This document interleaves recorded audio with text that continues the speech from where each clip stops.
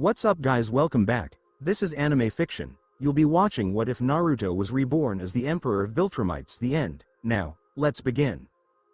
Naruto remained still beside Samantha's hospital bed, his large stature rendering the visitor's chair almost diminutive.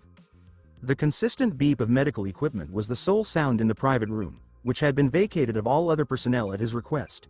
Outside, reporters sought statements, doctors awaited permission to examine their patient, and government officials requested debriefings on the battle that had transformed Japan permanently.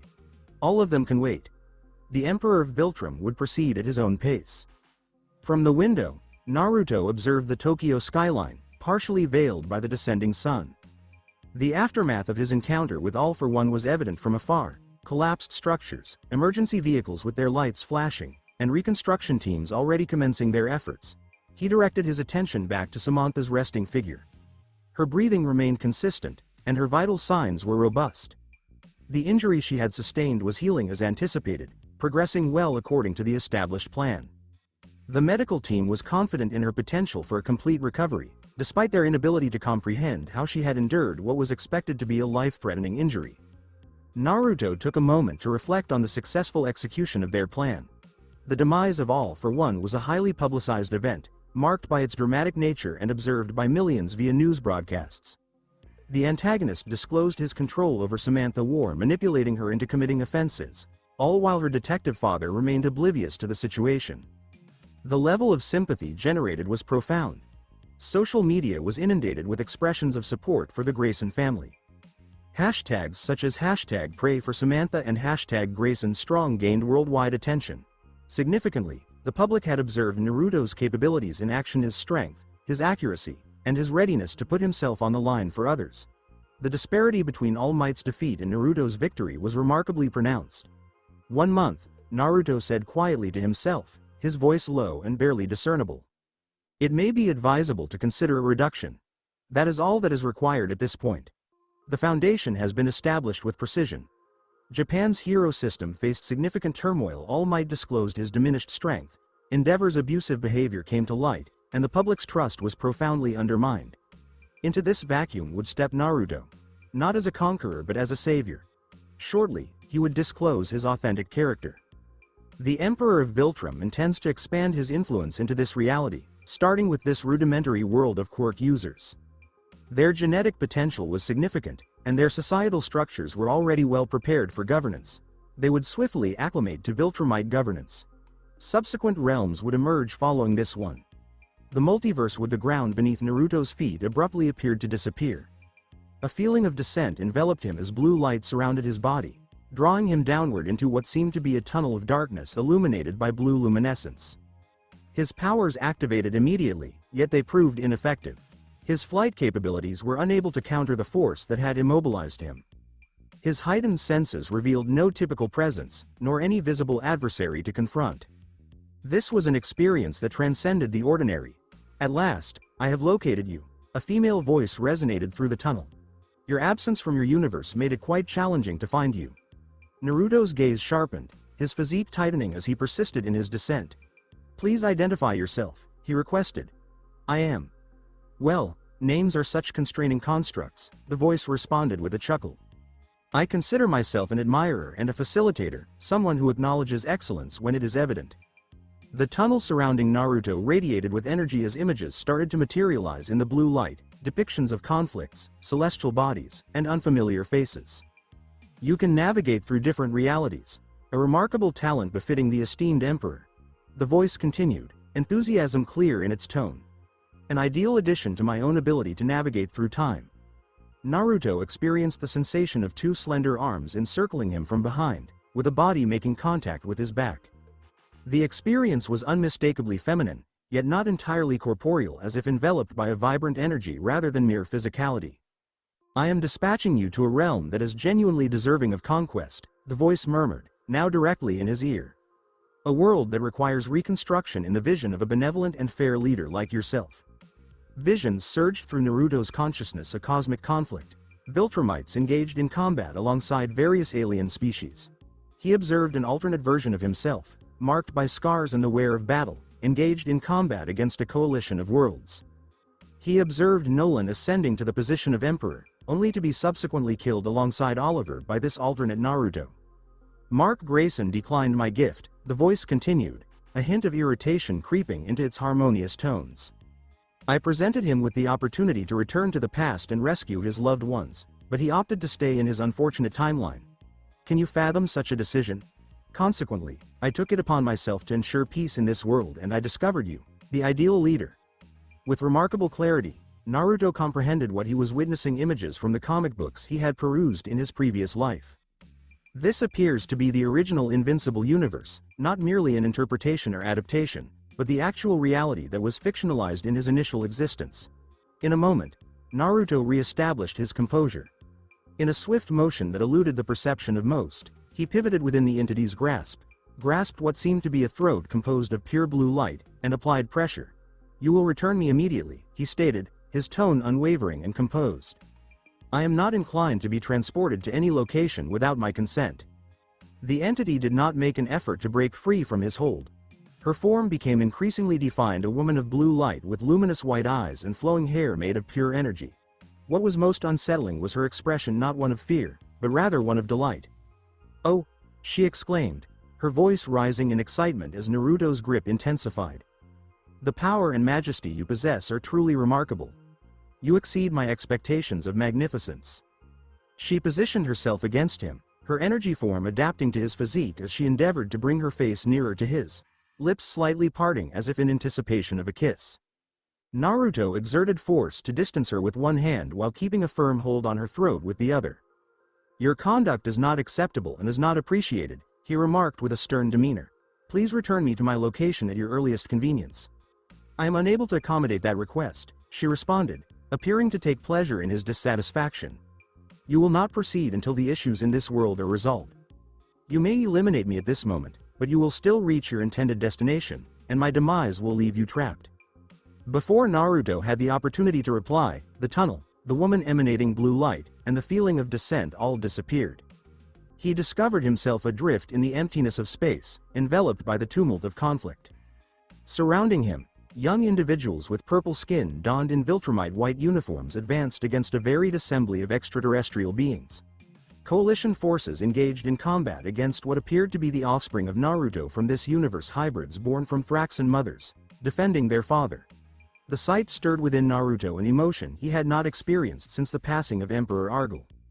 Intense frustration. His hands were gripped with such intensity that his nails pierced the skin of his palms, drawing blood. His expression twisted in anger, muscles tightening across his physique. The boldness of this woman in removing him without consent, disrupting his meticulously arranged plans, and thrusting him into an unchosen conflict was intolerable. He found himself without a means of returning home, reliant solely on the unpredictable nature of a disturbed entity fixated on him. His mission in the realm of heroes was disrupted. His family departed without providing any clarification regarding his absence. As Naruto's anger intensified to almost uncontrollable levels, an extraordinary event unfolded across the battlefield. The conflict ceased operations, not gradually, but all at once, as if every combatant had concurrently perceived a more significant threat than their immediate adversary. Both Viltrumites and coalition forces halted, their instincts alerting them to imminent danger. Alan the alien, positioned near a damaged battleship, experienced an unprecedented chill run down his spine, a sensation distinct from anything encountered during years of combat. His senses identified a presence that triggered his survival instincts. "What is going on?" he murmured, directing his attention toward the source of his discomfort. Across the battlefield, Adam Eve halted her work on a molecular shield designed to protect injured coalition soldiers. A significant and unsettling transformation had occurred in their surroundings. "Is everyone there?" she inquired through her communicator. "Are you experiencing that?" Craig, commanding a squadron of coalition fighters, issued a signal for an immediate halt. "Maintain your position," he commanded, his typically assured voice strained with tension. Ursal, leading her siblings in the assault, raised her hand to halt their advance. "There appears to be an issue," she cautioned, her instincts identifying a danger that loomed larger than their ongoing conflict. Together, they instinctively directed their attention to the source of their apprehension, a solitary figure suspended in space, clad in a partially damaged suit, his expression reflecting intense fury. The intensity of his desire was unmistakable, akin to the weight of a planet bearing down on all who sensed it. Naruto, oblivious to the impact he was creating, suddenly observed his interface activating before him. Status. Error. Present location. Invincible Prime Universe mission status, on hold current mission. Hero World integration pending completion estimated time until return. 15 minutes time dilation. 1:1, 5 minutes in this realm equals 5 minutes in Hero World. Alert. Unauthorized dimensional transfer has been identified. The information produced an immediate calming effect on Naruto. This situation was temporary. In 15 minutes, he would resume his own mission. The time dilation was equivalent. He would not experience any loss in his primary universe. His anger transformed into a more concentrated and intentional force. Should he find himself with merely 15 minutes in this reality, he would utilize that time with utmost efficiency. He would have ultimately visited this world in the future with Angstrom's assistance. Naruto assessed the battlefield with enhanced clarity. The conflict unfolded precisely as illustrated in the comics, with his counterpart's hybrid offspring engaging in combat against the coalition, while Mark Grayson confronted the alternate Naruto within a neighboring star. Inefficient, he stated, his analytical mind assessing the situation. Inefficient. Naruto accelerated rapidly, creating a noticeable distortion in space as he positioned himself to intercept a group of hybrids chasing a compromised coalition vessel. He emerged before them so unexpectedly that they almost collided with him.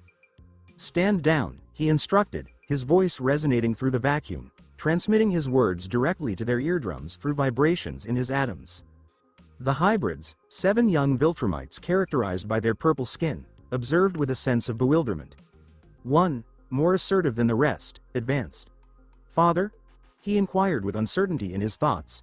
However, you are? I am not your father, Naruto clarified. I originate from a different reality. This conflict must conclude immediately.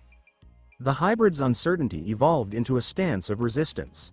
We do not accept directives from, he did not complete his statement. Naruto's hand gripped his throat, not with the intent to harm, but to restrain. You are all still young, Naruto remarked. Strong yet lacking in training, engaging in an unwinnable conflict, for a father who regards you merely as tools. He released the young hybrid, who then withdrew while rubbing his throat. Please inform your siblings, Naruto continued. Cease operations. Return to the Thraxan homeworld.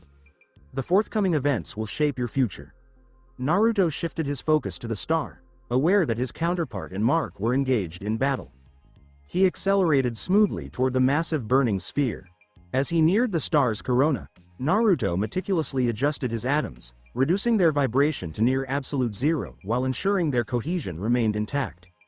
The method enabled him to mitigate the star's significant heat.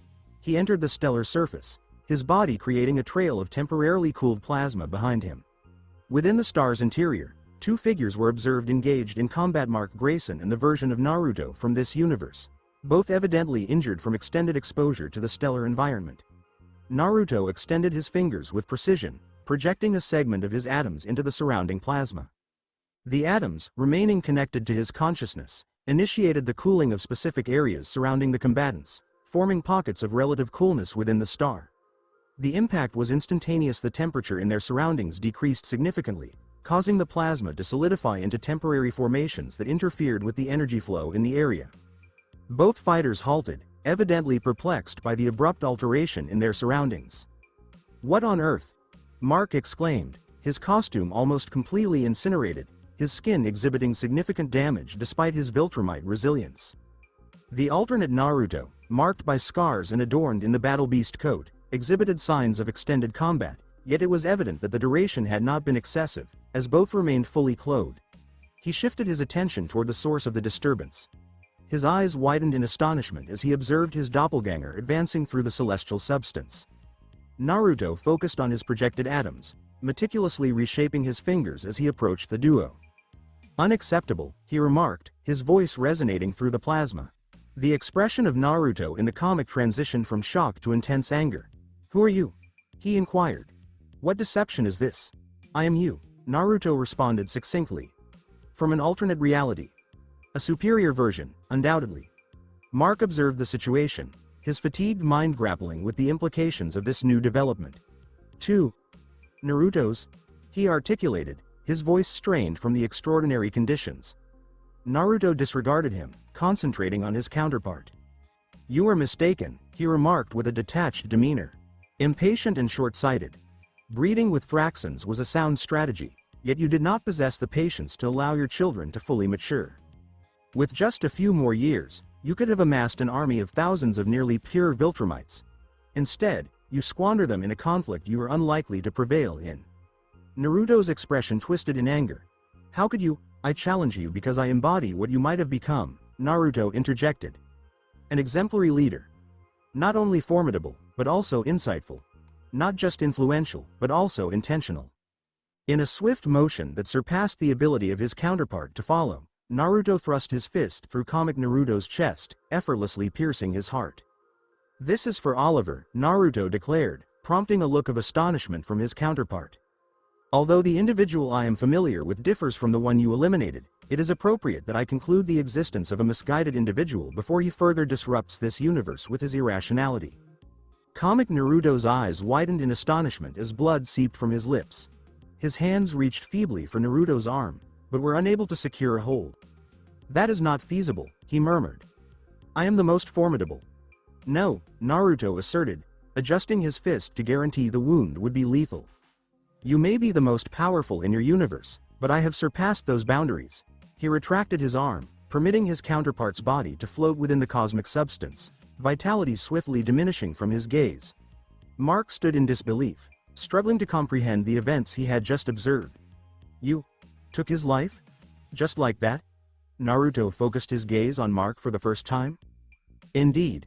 His ongoing presence was devoid of value. His approaches were ineffective, and his perspective was constrained. Who are you? Mark inquired, attempting to adopt a defensive posture despite his injuries. How may I assist you? I am Naruto, the Emperor of the Viltrum Empire from an alternate reality, he declared succinctly. Regarding my objectives, I have successfully achieved them. This conflict concludes here. With a swift surge of energy, Naruto grasped Mark and propelled himself out of the star, returning to the battlefield with determination. The young Viltrumite lacked the strength to resist, his body significantly compromised due to the intense heat. Upon entering the open space, Naruto observed with satisfaction that the combat had mostly come to a halt. Coalition forces and Viltrumite hybrids were keeping their distance, all attention focused on the arrival of Mark. Attention, Naruto declared, his voice resonating clearly for all in attendance. The conflict has concluded. Naruto is no longer with us. Mark Grayson endures. He released Mark, who drifted uncertainly, still attempting to grasp the situation that had unfolded. Alan the alien advanced with caution, his gaze fixed intently on Naruto. Mark, are you all right? Can you please explain what is occurring? He killed Naruto, Mark responded, his tone devoid of emotion. I concluded the encounter with a single decisive strike. Whispers circulated among both factions as this information became known. The hybrids exchanged hesitant glances, evidently uncertain about how to move forward in the absence of their father's guidance. Naruto examined the gathered troops with a sense of superiority. This conflict was unwarranted, he remarked. An inefficient use of resources and potential. The Viltrumite Empire ought to enhance worlds, rather than simply dominate them. His attention focused on a specific hybrid who had positioned herself at the forefront of her siblings Ursal, her characteristics distinctly identifying her as a daughter of his counterpart. You, he said, signaling for her to come closer. Ursal paused briefly, then advanced with the careful demeanor of a seasoned warrior anticipating an ambush. Yes? She inquired, her tone composed despite her evident hesitation. I acknowledge you as kin in this world, Naruto stated. Daughter of Naruto, inheritor of his strength, though perhaps not his wisdom. He observed her with keen interest. We shall reconvene, he added. Upon my return to this realm for its assessment. Ursal's brow knitted in concentration. Assessment? Indeed, Naruto affirmed. While this world's Naruto may have been an impatient individual, his lineage, our lineage, holds unparalleled strength in the universe. I anticipate remarkable achievements from you upon my return. He focused on the broader audience. Attention, everyone. I will eventually return to this world. Should I find no progress in the Viltrum Empire and a more advanced and harmonious universe, I will take it upon myself to achieve that. The decision lies with you, advancement or domination. Alan approached Mark, speaking in a subdued tone. What is occurring? Who is this individual? He seems to have appeared unexpectedly and is discussing the notion of conquering us? He is Naruto, Mark responded, still in the midst of understanding. However, our Naruto represents something beyond. Naruto perceived that his time in this reality was diminishing. The display in front of him indicated that less than a minute was left. He spoke to Ursal again. Take heed of my counsel, daughter of my lineage. Guide your siblings with discernment, not just power. Create rather than dismantle. Uplift rather than dominate. Before any response could be made, a crimson light surrounded Naruto's figure. The final sight he beheld was the gathered troops, both Coalition and Viltrumite, observing him with a spectrum of expressions from trepidation to admiration. Subsequently, the light enveloped him completely. As the fading subsided, Naruto realized he was precisely where he had been, sitting beside Samantha's hospital bed in Tokyo. The monitors maintained their consistent beeping, and the sun had likely set approximately 15 minutes later than previously observed. He checked the time on his watch. Exactly 15 minutes had elapsed, as the interface had specified. Samantha shifted gently in her sleep, her brow creasing as if she were experiencing unsettling dreams. Naruto regarded her with a measured demeanor, his thoughts swiftly analyzing the ramifications of the recent events. He was involuntarily transported, engaged with an alternate reality, and subsequently returned. The responsible entity evidently held considerable power, potentially akin to his own in specific areas.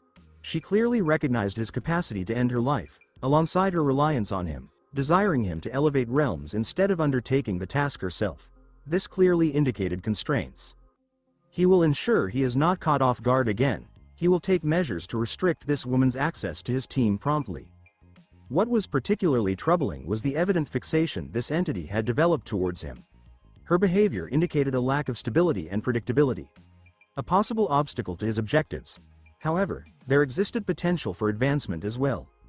Gaining access to the multiverse beyond his current capabilities could significantly enhance his conquest, particularly given that this entity seemed to have access to timelines in addition to alternate universes.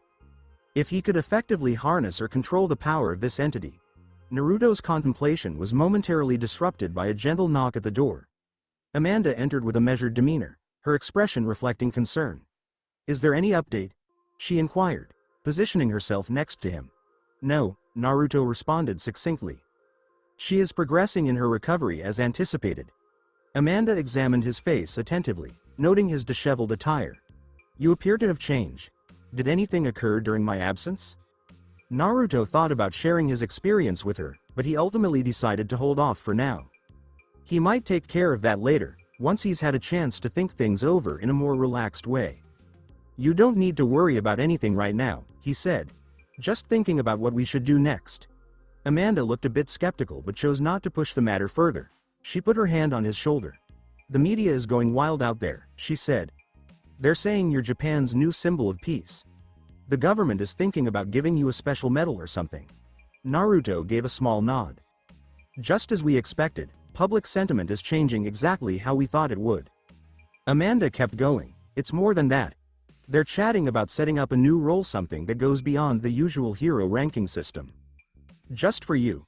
A hint of satisfaction flickered across Naruto's face. "Awesome. The transition is speeding up."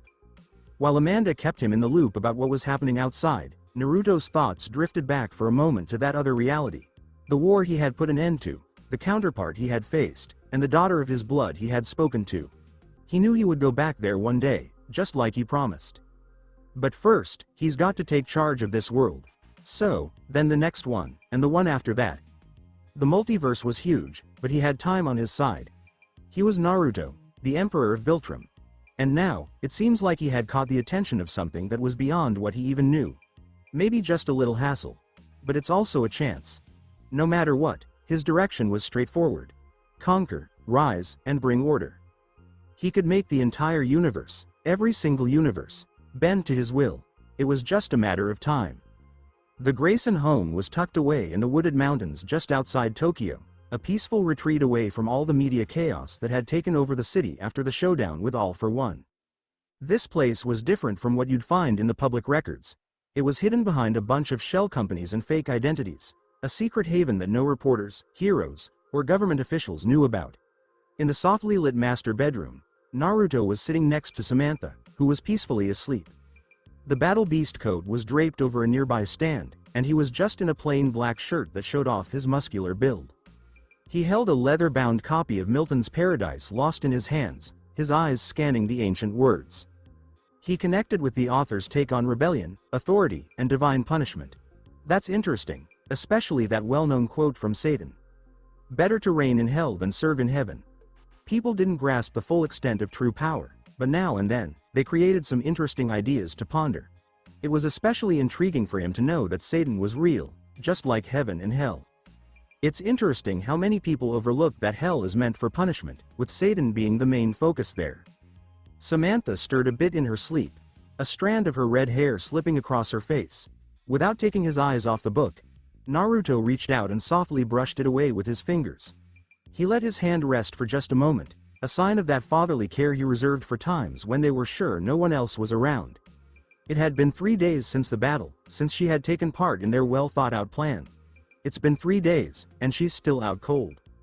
She bounced back quickly, her physical wounds healing perfectly in just a few hours. Thanks to her molecular manipulation skills, there was no lasting damage from the injury she caused herself. But her thoughts, her essence. These took a bit more time. Naruto's jaw tightened just a bit as he thought back to what Nolan had recently shared about her actions in the weeks before the battle. She didn't just play her part as war. She fully embraced it with a passion that almost led to her own downfall. She's been using her powers to go without sleep for weeks now. She changed her look to scare off her enemies, adopting strange features that could make even the toughest criminals tremble in fear. Absolutely effective. But that's a bit reckless. That sounds risky. Her soul was craving the rest that her body had been missing. Sleep wasn't just about giving the body a break. It was also a chance for the soul to recharge and nourish itself. His daughter made a silly choice, didn't she? He's definitely going to make sure she learns her lesson once she's all better, so she won't be that reckless again. A gentle knock at the door pulled him out of his thoughts. "Come in," Naruto said, his voice low but clear as it traveled through the sturdy wood. He quickly pulled his hand away from Samantha's face and went back to the book like nothing had happened. The door swung open, and there stood Mark Grayson, not Marcus from Class 1A, but the original Mark from Class 1B. He stood at the threshold, looking a bit unsure, his usual confidence giving way to a more hesitant stance. Naruto kept on reading, letting the quiet hang in the air between them. When Mark stayed quiet for a moment, he eventually glanced up, taking in the young man's expression. He had a look of conflict on his face, with questions popping up and fading away before he could even say them. "So, what brings you here?" Naruto asked at last, his tone somewhere in between friendly and indifferent. Mark's hands were clenched at his sides, and you could see the determination in his jaw as it set firmly. "Do you think we could chat for a bit? Only if you have some time, of course." Naruto stared at him for a while, not blinking at all. Mark held his gaze firmly, a little act of bravery that definitely caught attention.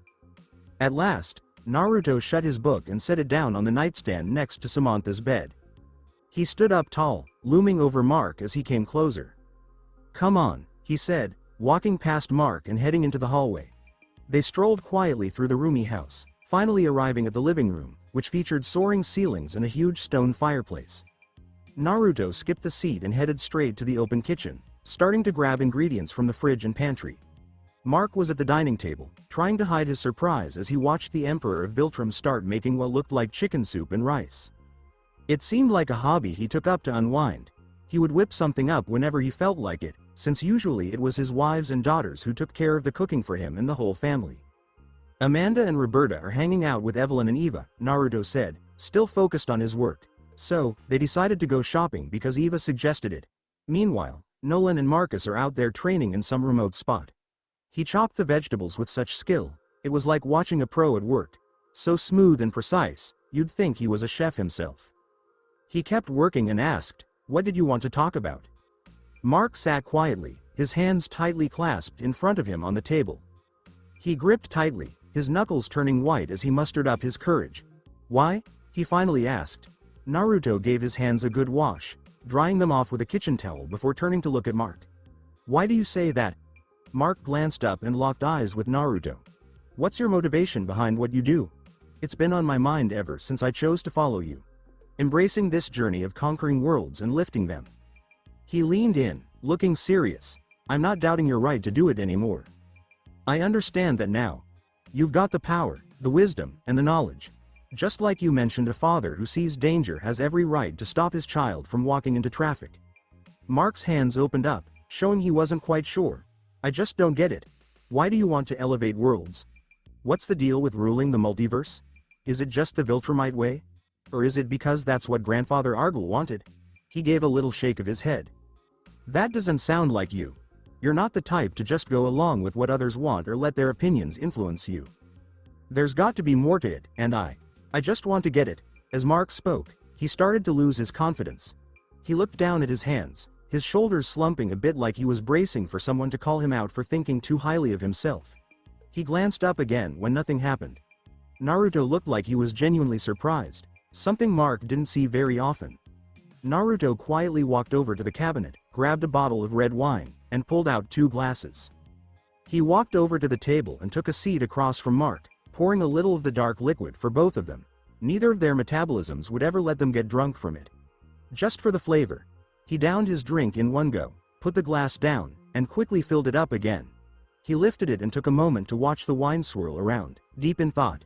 It's been ages since anyone's asked me that, Naruto finally replied. Only my father, Argyle, has dared to do so. Once more, a quiet settled between them while Naruto took a moment to consider what to say next. He looked up from the wine and met Mark's eyes. Well, since you're brave enough to ask, I guess I can share. It's not a secret, just something personal. But before I do, I'm curious. What made you want to know? Now it was Mark's turn to go quiet. He brought his untouched glass closer, gazing into the red liquid. I've been feeling a bit unsure, he said softly. So, let's talk about the value of all this. He absent-mindedly ran his fingers along the edge of the glass. It all began when I took down Angstrom the bad guy. You know, the world, and all worlds, aren't just filled with good folks. There are some pretty wicked ones out there too. Mark's face took on a faraway look. You know, I used to think being a hero was my thing because my dad was one. But then I discovered he was actually a Viltrumite here to take over Earth, and that being a hero was just a front. He even called my mom a pet and took the lives of so many innocent people.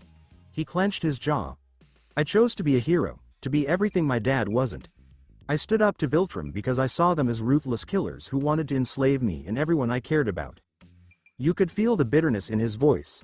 So, Angstrom blamed me for his accident and then went after my mom and Oliver. I thought I had taken him out for good, but then he showed up with a whole army of twisted versions of me, ready to wreak havoc. Honestly, he might have pulled it off if you hadn't stepped in. Mark's hands balled up into fists on the table. You know, as a hero, I kept running into all sorts of killers and murderers. Just a whole range of evil folks. It hit me that evil isn't just something that comes from outside our planet. It's right here on Earth too. He glanced up at Naruto. You know, I always understood it on some level, like, why would we even have heroes if there weren't any villains around? But actually feeling that difference? It's a whole other thing. After a brief pause, he went on, his voice a bit gentler now. Ever since you showed up and took charge, I haven't felt that constant stress from a looming threat. There's no Viltrumite planet coming to wipe out everyone I care about. I've been free. And that's allowed me to think about heroes, villains, the world, and just people's nature overall. Mark's face fell. I don't get why you should save them, Naruto said, wrapping up his thought. Mark gave a little flinch but then nodded his head. Totally. Power lets us do so much good, but it can also lead to some pretty bad stuff. It gives us the freedom to act however we choose. But just because we can doesn't mean we actually want to use that power. He started talking quickly, like a dam had just burst open.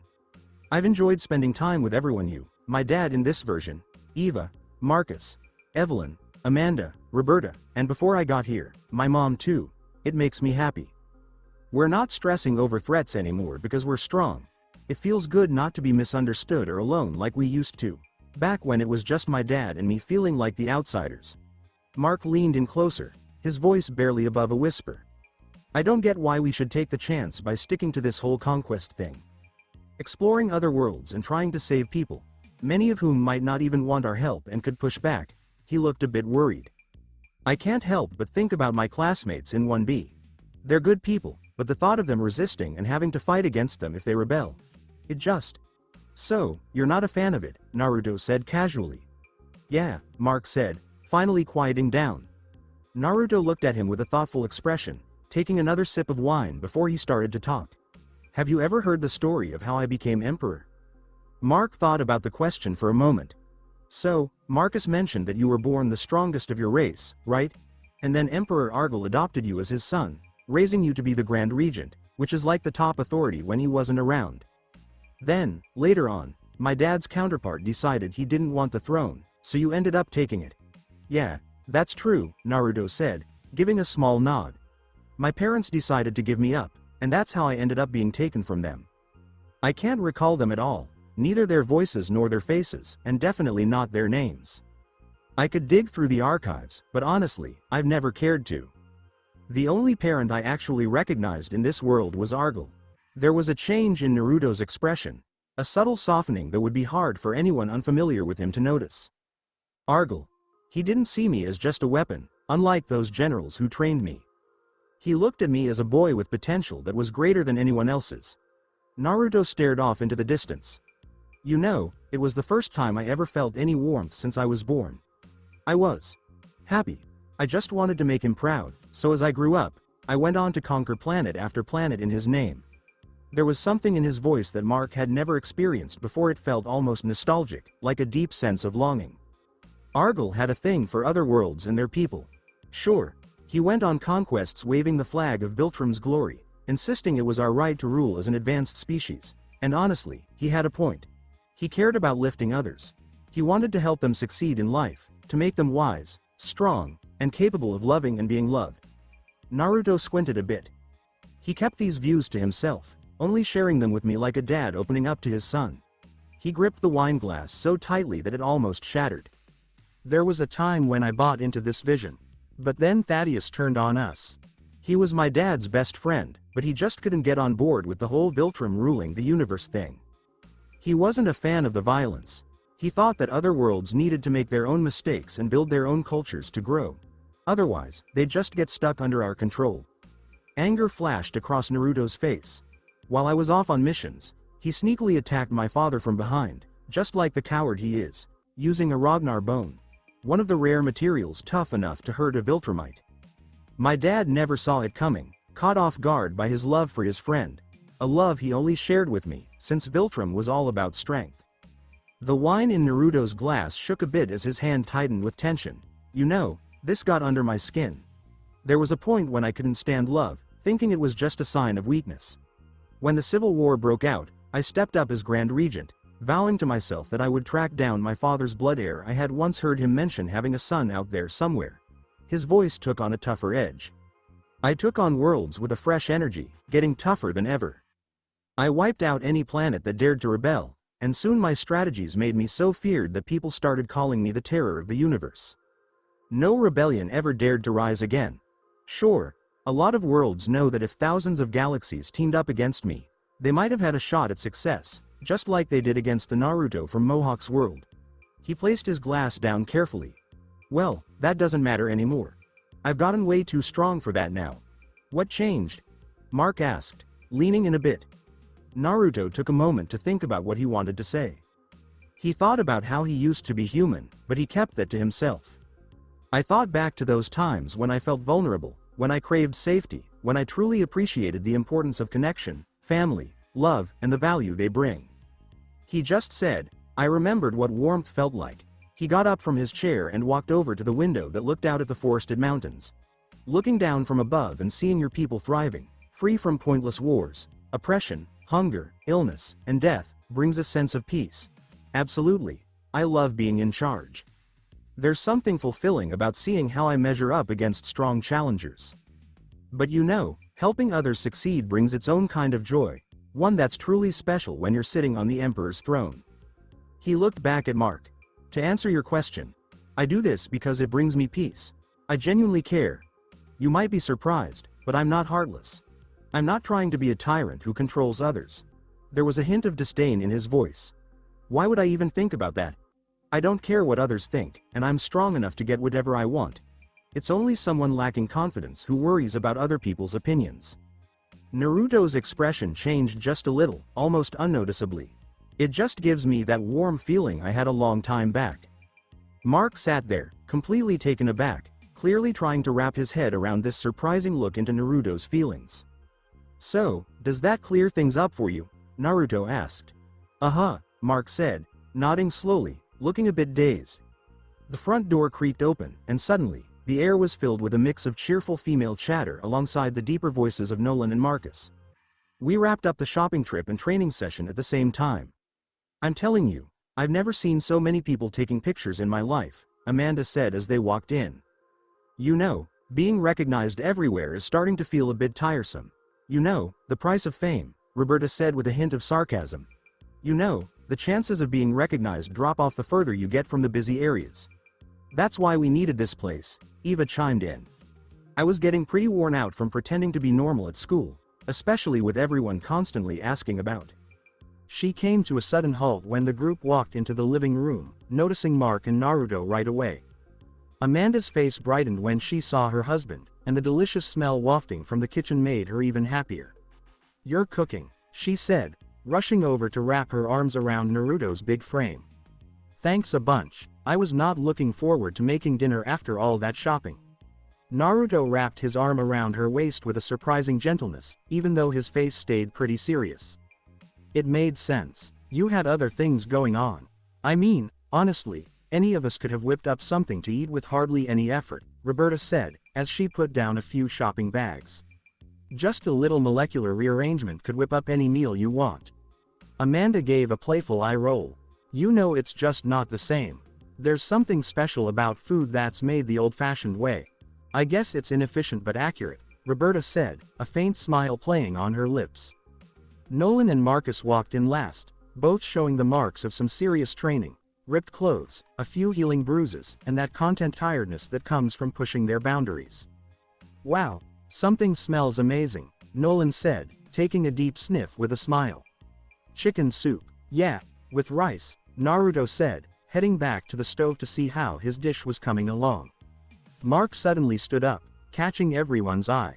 "You know what, I think I'm going to pass on dinner tonight. Just need to catch up on some rest." Eve looked worried as she examined his face closely. "Are you all right? You seem..." "I'm fine," Mark said, avoiding her gaze. "I'm just feeling a bit tired."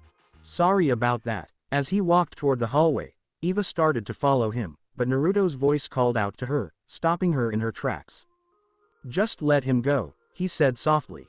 "He just needs some time to himself to think things over."